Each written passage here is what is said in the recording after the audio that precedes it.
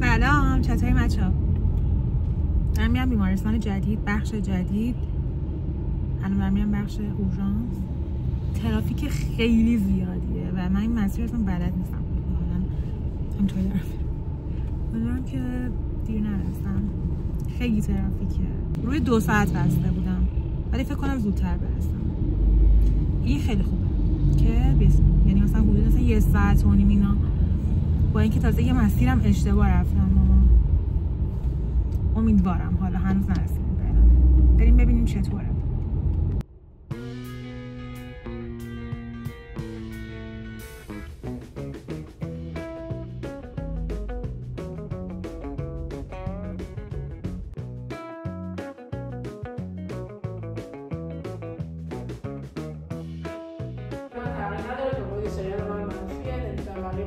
خوبه، چه چیزایی هم اینجوریه، پس به نظر نداری مثلا یه چیزی رو خرید انجام.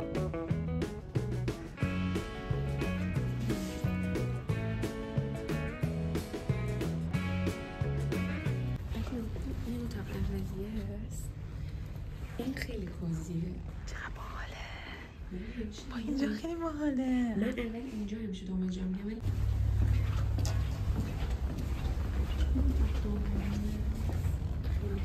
ولی باز اونم گرمه. ببین یه جو خوب بسید باید میریز که سرد باشه. شما اینجا خیلی با اینجا بچه ها خیلی خوشگله. اصلا عاشقش شدم. ولی بعضی از پیریزاش اونا که اونورن کار نمیکنه. باید حواست باشه گول نخوره. اون کار میکنه. اصلا فکر نمی‌کنم به ما خیلی این کار میکنه. داره بازم اتاق؟ نه تورمون تمام شد. اینجا میمونه. خیلی خوشگل بود. اینجا دوست داشتم. بچه اینجا کتابخونه هم داره. اصلا یعنی سالن مطالعه کوچولویه ولی خوب.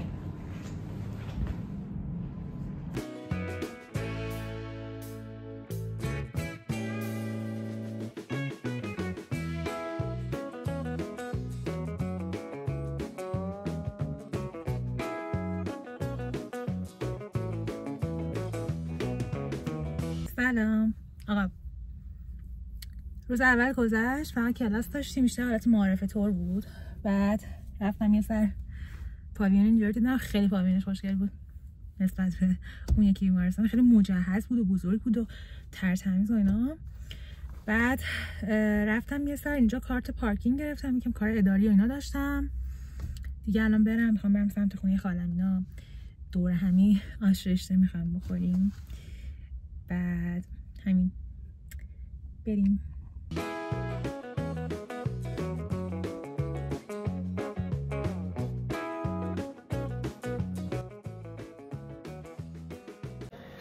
سلام بچه‌ها. آقا من اورژانسیم.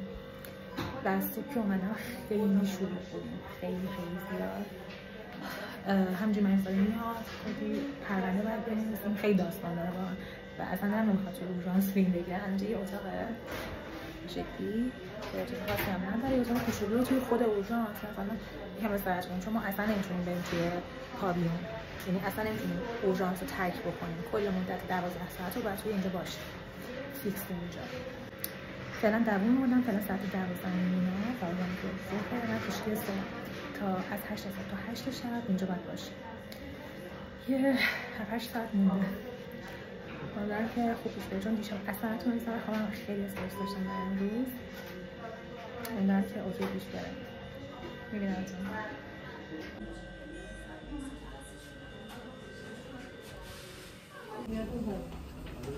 مثل بیرکی نشه. نه آزاد نگفتن نزن که درسته میگم مثل بیرکی.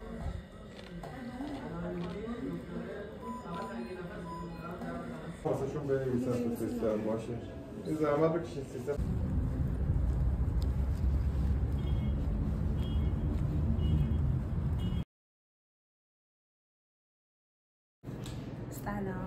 سلام از فردا. بچه من دیروز کشید بودم صبح و دوباره الانم صبح کشیدم. 8 شب آب شدم، دوباره 8 صبح میرسیم. برای همین دیگه نرفتم خونه، همینجا موندم یکم خوابیدم. صبح پا شدم خیلی خسته شدم، خیلی هم وقت طرف کنم. بعد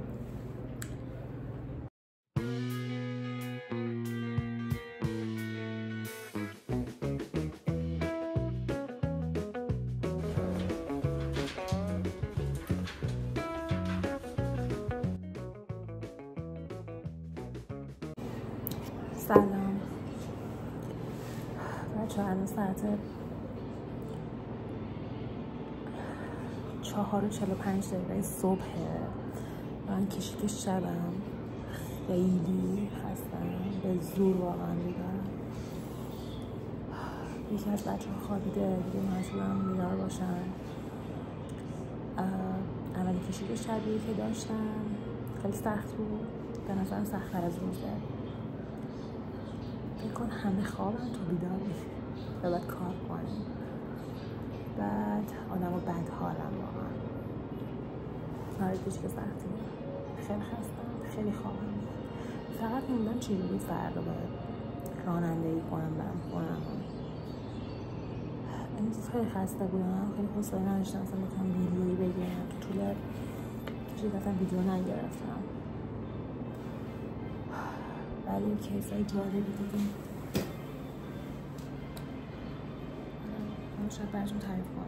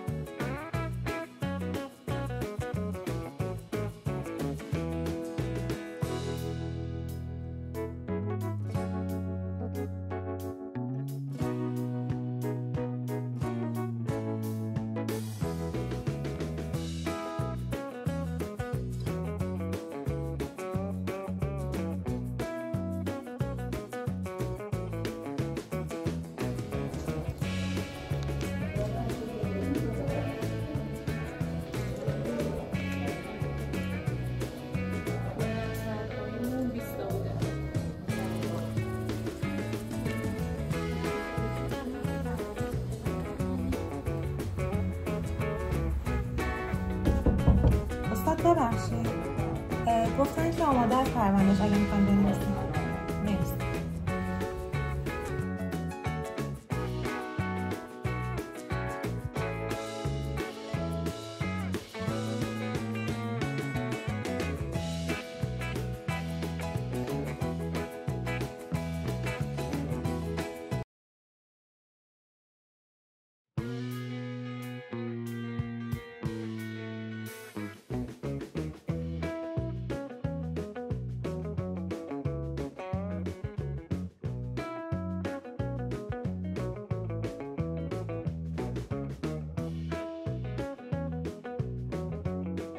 سلام، چطوری بچه ها؟ امروز فکر کنم پس برای اون روزی که کشیک شب بودم و امشبم دوباره کشیک شبم. انقدر خسته و داغون شده بودم اون شب که اصلا باورشون نمیشه، به شکل باور نکردنی سخت‌تر بود. ببین واقعا سخت و وحشتناک بود، خیلی شلوغ بودیم و اینکه کشیک شب واقعا سخت‌تر از کشیک روز بچه، خیلی ترسناک بود. بعد ببین واقعا خسته بودم و چشام به زور باز بود، نمیتونستم بخوابم، خوابم نمیبره اونجا تو اون اتاق کوچولوه. یه اتاق کوچولوی پشت استیشن پرستاری، یه اتاق کوچیک گذاشتن که ما میریم توش در حد شام و نهار بخوایم یه استراحت کوچیک، اصلا بیشتر از اینم نمیشه دیگه. صبحش که خواستم برم خونه واقعا چشام به زور باز بود، خیلی سخت بود رانندگی. و همون خوابیدم تا مثلا 6-7 ساعت بعد و کل روزم دیگه هیچ کاری نکردم تا امروزم باز زود بیدار شدم. قرار داشتیم که من باید میرفتم تقریبا اون سمت شهر طرف خونه نیلوفرینا، میخواستیم بریم لباس ساختوشی پارک بکنیم که اونم اوکی شد و الان میخوام برم خونهشون ما هم یه چیزی بخوریم دیگه، چون خونه نیلوفرینا خیلی نزدیکه به بیمارستان، احتمالا دیگه همینجا بمونیم. بعد من از اونور برم، از اینجا برم بیمارستان برای کیشک شبم.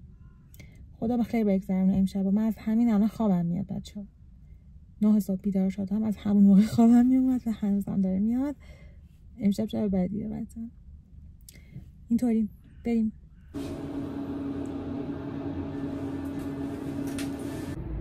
بچه‌ها نهار خوردم و خیلی زیاد غذا خوردم. الان موندم یه قهوه گرفتم بخورم که قهوه یکم مزه سوختگی میده خوردم.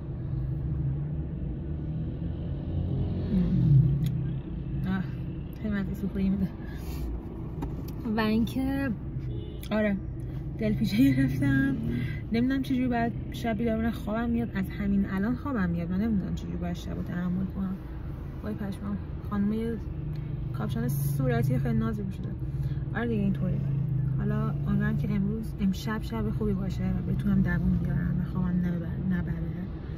ببینیم چی پیش میاد. برام دعا کنیم. نگرانتون.